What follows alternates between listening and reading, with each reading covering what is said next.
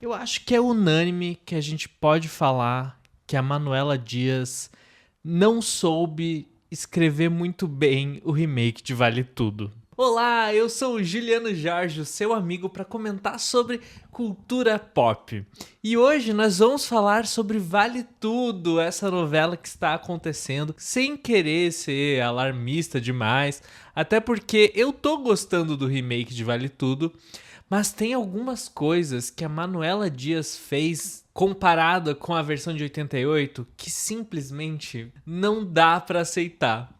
Então eu tô aqui com o meu drinquinho, pronto pra falar as mudanças que eu teria feito na versão de 88 se eu fosse o escritor do remake. Porque assim, por mais que Vale Tudo seja uma novela incrível, maravilhosa, a versão de 88 ainda tem alguns pontos que, quando eu assisti, não bateu muito. E eu tô aqui hoje pra falar desses pontos e como eu mudaria eles caso eu estivesse escrevendo o remake. Então bora lá, a minha primeira mudança seria na trajetória da Solange. A Manuela Dias mudou bastante coisa no que é a personagem da Solange Duprá. Ela se envolve com o Renato, ela tem algumas falas muito desconexas da realidade, mas ainda assim ela tem a aura da de 88 e isso é perfeito. Tanto na versão de 88 quanto na versão de hoje em dia, a gente consegue identificar na Solange. Mas, a partir de um ponto da novela, a personagem fica meio sem história. Na versão de 88, quando o casamento da Fátima acontece, a Solange jura vingança pelo que a Fátima tinha feito com ela. A Fátima armou ativamente para que a Solange terminasse com Afonso, ou o Afonso terminasse com ela, fazendo parecer com que a Solange tivesse traído o Afonso com o César. E esse enredo é muito interessante. É muito legal ver o que a Fátima faz, as coisas que ela bola para fazer com que a Solange passe essa imagem para Afonso de traidora. E o Afonso, como não é uma flor que se cheire, ele cai muito facilmente no que a Fátima fez. Ele é machistinha, todo controlador. Então ele acredita muito fácil que a Solange traiu ele com o César. A Solange, ela no casamento, tem aquela cena icônica de Você pode enganar todo mundo o tempo todo mundo quase todo tempo, mas não todo mundo o tempo todo. pra jurar vingança à vilã. A Solange promete pra Fátima que ela vai se vingar. Só que, quando a novela muda de fase e a gente vai pra metade pro fim, a Solange não se vinga. A Solange de 88 tenta fazer com que a Fátima se seduza pelo André.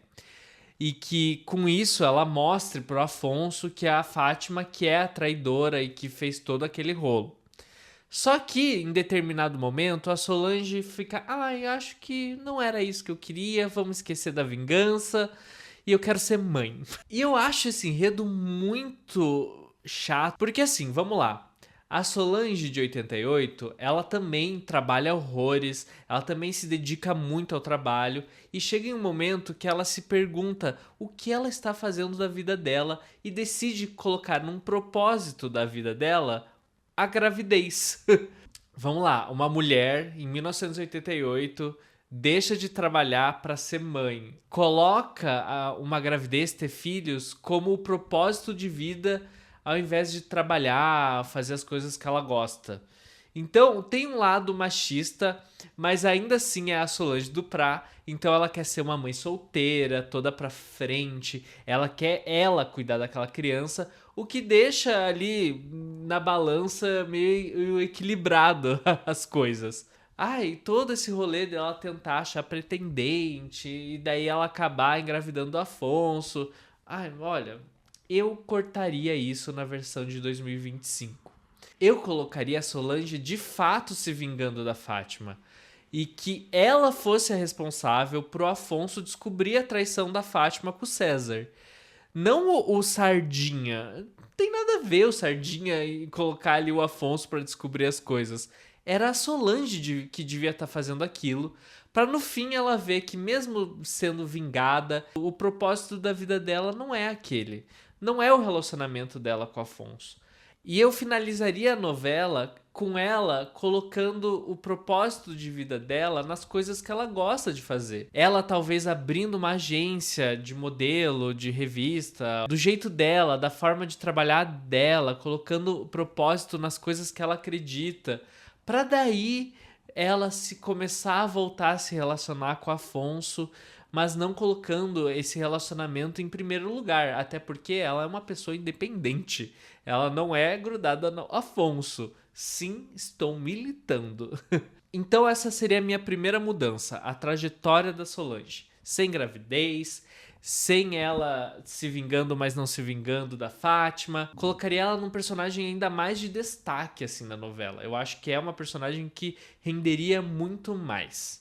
A minha segunda alteração nessa novela é uma que eu já falei algumas vezes, seja no meu canal ou em Reels, o Thiago. Cara, a Manuela Dias tinha o prato cheio pra fazer um enredo muito legal com o Thiago e ela simplesmente se negou. Ela recusou o prato cheio. Todo esse enredo que ela bolou do Thiago ser um garoto sensível, um garoto hétero que usa saia. É tudo muito raso. Lá em 88, o Thiago tinha essa questão dele ser muito sensível, dele ter uma amizade muito uma ternura muito grande pelo André. Mas eu não sei se foi por conta da censura da época, porque os tempos eram outros, mas parece que a sexualidade do Thiago meio que mudou, assim, sabe? Eles obrigam o Thiago a ser hétero lá na de 88, e isso, pra mim, era uma oportunidade muito grande pra gente ter uma discussão hoje em dia. Seria muito mais interessante o Thiago ser um personagem LGBT, que a sexualidade dele fosse uma discussão com o pai. Nossa, daria cada cenão com o Marco Aurélio talvez até se unindo com a Odete pra colocar o Thiago no internato, sei lá, fazendo com que até a Heleninha se envolvesse nessa situação toda e ela apoiar o Thiago ser uma força para ela melhorar do alcoolismo. E esse enredo seria muito bem-vindo nos tempos de hoje, ainda mais com esse mundo conservador que a gente vive. É uma oportunidade perdida, fazendo com que o Thiago tenha um enredo muito chato hoje em dia. A minha terceira mudança de Vale Tudo seria na relação do Ivan com a Raquel. Lá em 88, tem uma mudança muito grande que o Ivan e a Raquel, eles se tornam amantes. E é até legal, porque é uma quebra da personagem da Raquel, que tem princípios muito restritos, ela se abrir para esse amor. É um enredo muito interessante. É algo muito legal, só que ele se arrasta muito. E daí vai se afasta, volta, se afasta, volta. A Odete se intromete ali no meio pra tentar fazer com que o Ivan fique com a Heleninha. Se tudo fosse condensado um pouco mais, seria muito melhor.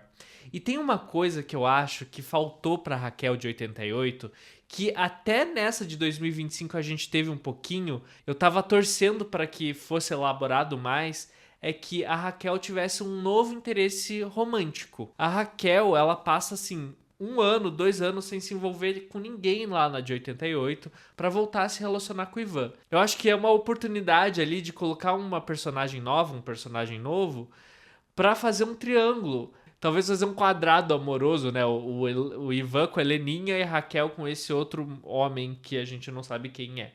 Seria muito legal ver a Raquel dividida nesse amor novo, que é um amor mais tranquilo, mais respeitoso do que o amor que foi com o Ivan. Porque o Ivan é um personagem muito dúbio.